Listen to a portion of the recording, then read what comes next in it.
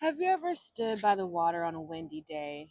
The kind of day where the surface is restless, the waves rise, the boat rocks, and sometimes it looked like it could break free, drift away, or just disappear on the horizon.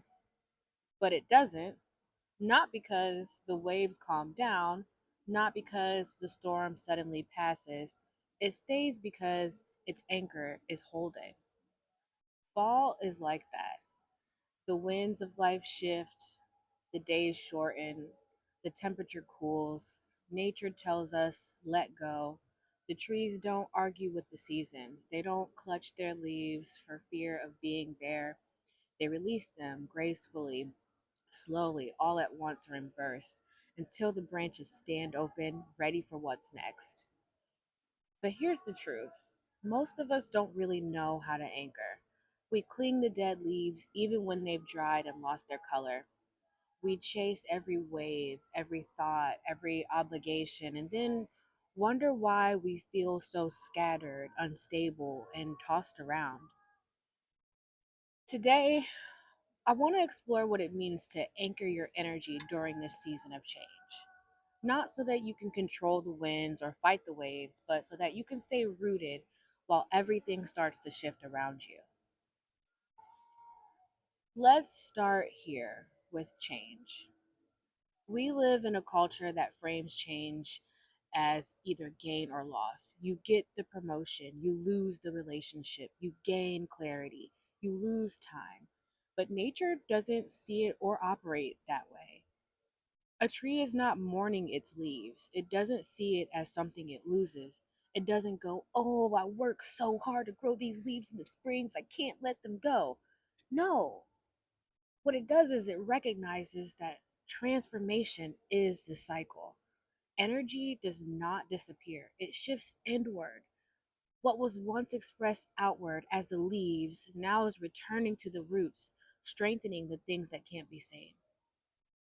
The problem is that we tend to misinterpret change as loss because we've over identified with the leaves in our lives: the job title, the habits that no longer serve us, the versions of ourselves that we've outgrown. We think that that is who we are. And when those things fall away, we begin to panic. But the truth is this: your essence is not in the leaves, your essence is in your roots. Here's a reflection for you. What are the leaves in your life right now? Things that were once beautiful, once vital, but are now ready to fall. You can journal about that or answer that question yourself. It could be an expectation, a friendship that served a season. Maybe it's a part of yourself that you've outgrown but you still cling to out of habit. Whatever it is, I want you to remember this: letting go doesn't mean it was worthless. It means that your energy can now return to the roots or your essence. Now, understanding change is one thing, but living through it without being tossed around, that requires something more. That requires you to be anchored. Think about a boat again. Even on calm waters, a boat without an anchor drifts. Slowly, quietly, even unnoticeably, until suddenly it's so far away from shore. The same is true for us. Even in seasons of calm, without our anchors, our minds can shift, our energy can get scattered, our focus starts to leak. So, what does it mean to actually anchor yourself? Anchors in your life are not heavy chains that hold you down. Anchors are things like rituals, breath, awareness, and essence alignment. Here's some examples: breath, one conscious inhale and outhale when the chaos rising. Journaling, like a daily check in, asking yourself, where is my energy flowing and where is it leaking? A moment of silence or stillness before you react. Anchoring doesn't mean that you're controlling the storm by any means. Anchoring means that you don't get lost in the storm. Here's another metaphor: a storm doesn't stop just because a boat has anchors, but the boat knows where it belongs.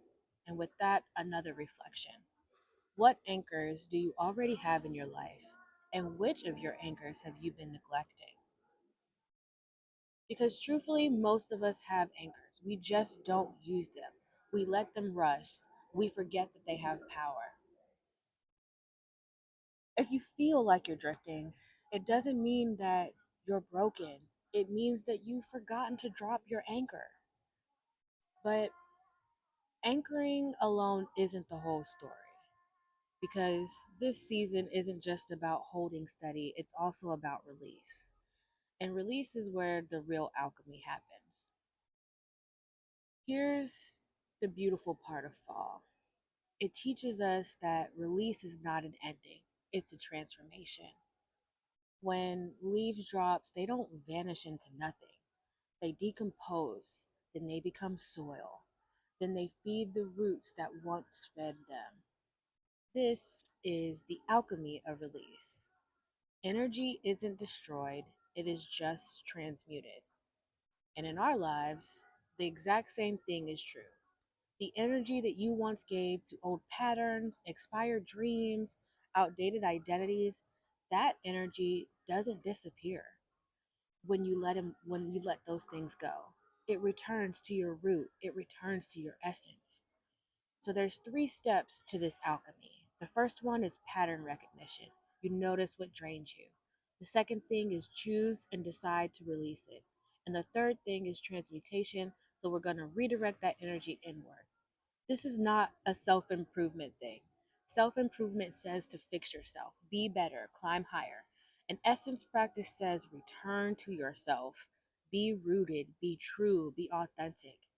Here's something that you can try tonight: write down one thing that you are ready or willing to let fall this season. It could be a thought pattern, a responsibility, a self judgment, an identity. Go ahead and burn it, compost it, shred it, flush it in the toilet, or simply witness it.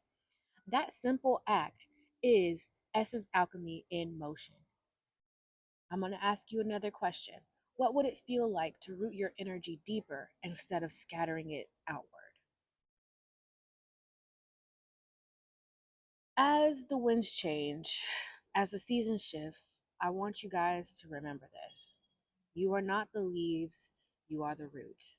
You are not the storm, you are the stillness beneath the storm.